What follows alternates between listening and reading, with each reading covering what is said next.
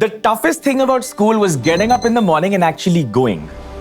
Not the school prices. But lately, something has changed. This is Aman. He's 32, planning kids, and he did not go to fancy school, but he wants the best for his kids. But the prices are going insane. Which is why we created an Excel sheet just for you to go from nursery all the way to graduation to figure out what does this actually cost, putting the costs you completely forgot. So let's see how much he'll spend.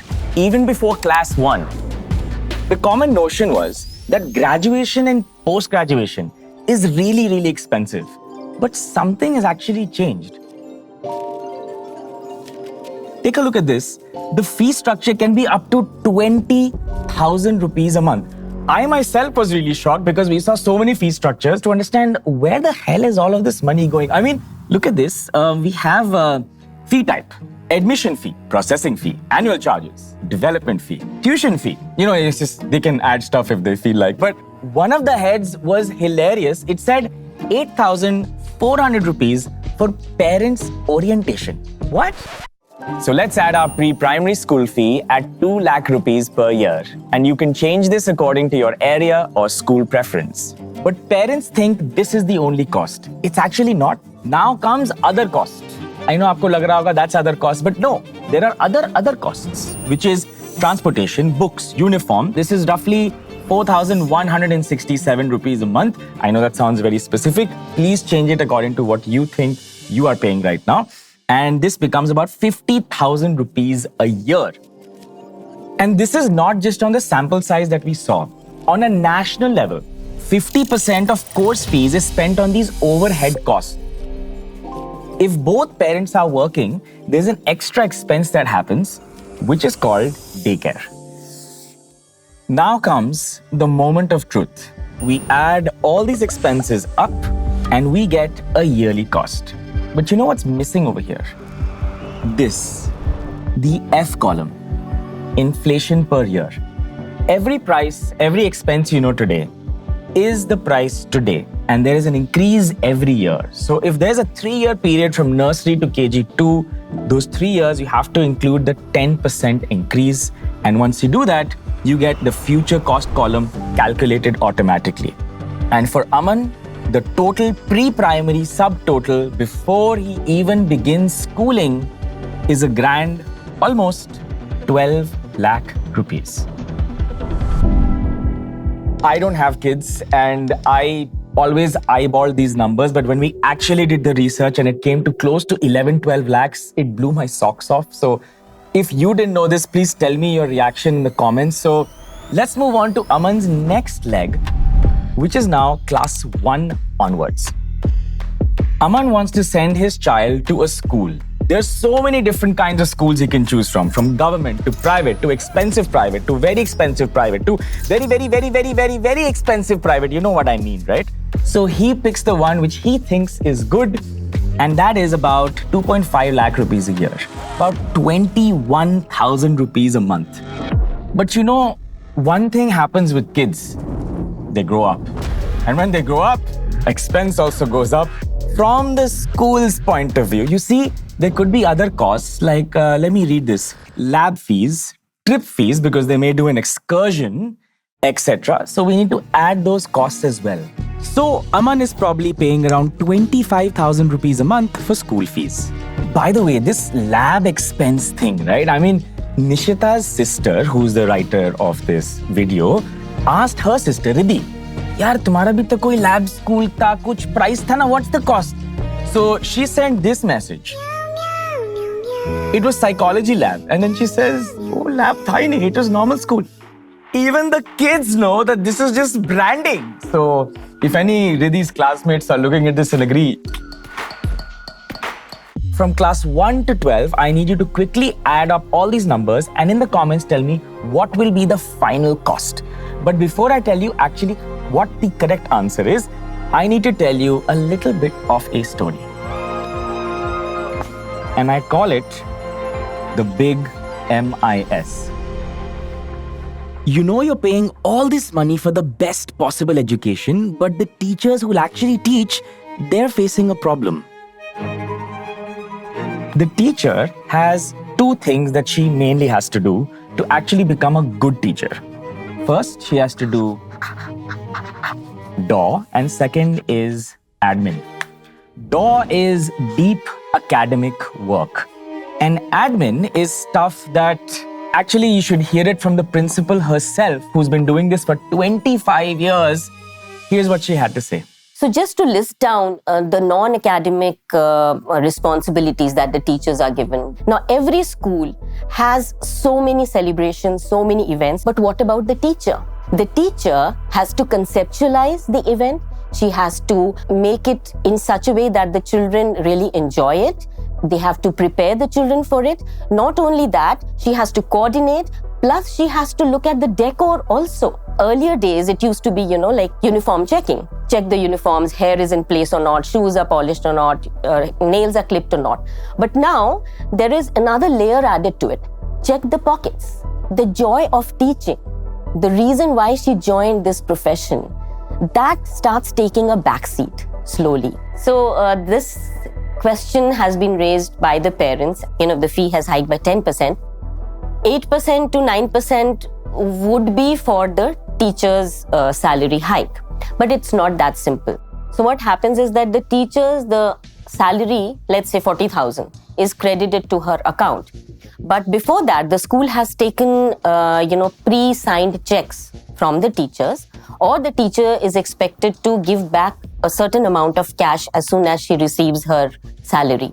So this is the cashback scam. At the moment, based on everyone we've spoken to, the school has become a status symbol. If you send them to a nice school with a nice badge, with a nice branding, with all these pearly white gates and very good facilities, you are doing the best for your children. While that is important, I don't think there is any conversation about this stakeholder. And this, my friends, is the big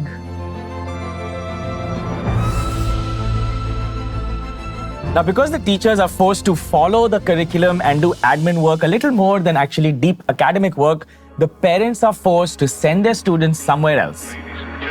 Coaching. And we've added this nice little head in the expense column of Aman, and we've included only 4 years because usually this happens class 9, 10, 11 and 12. Apart from this, we have one more expense, which is any extracurriculars. Now, this is a buffet. It's on the parent and the child. Kitna pressure hai wo. And after accounting for inflation, and once we add all of this up and the future costs, the total is 97.49 lakhs.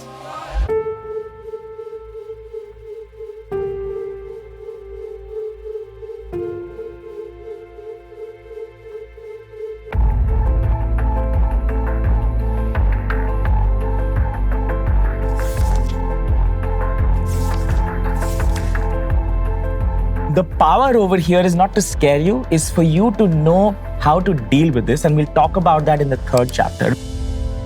Right now, let's focus on understanding college education. This is pretty simple. Aman has added tuition, university charges, exam, lab, etc. at 2.5 lakh rupees a year. And then we have living costs like hostel rent, food, travel, devices, deposits. This is another 1.5 lakhs a year. There's college application fees, which is roughly 10,000. And the total comes up to about 1 crore rupees. The total cost table is almost 2 crore rupees.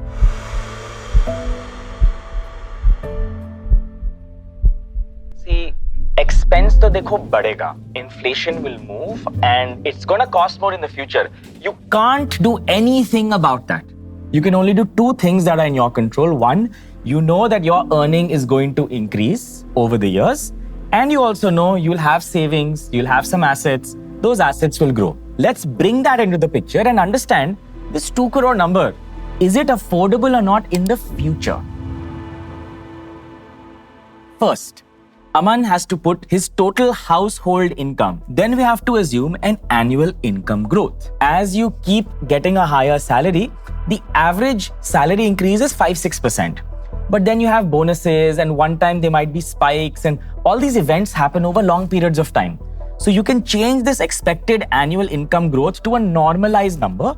Then what percentage of annual income is allocated to education? Now remember, Aman has other expenses as well. He has rent to pay, he's going to buy a house, he has a car on EMI, he goes out to eat. So he's put 25% over here. Then you have to put the child's current age. If you've not had a kid and the kid is going to be born, you would put a 0. So make sure you change that based on how old your child is. And then we put everything else like age of college start and college end. So now we need to project income and we've already projected costs.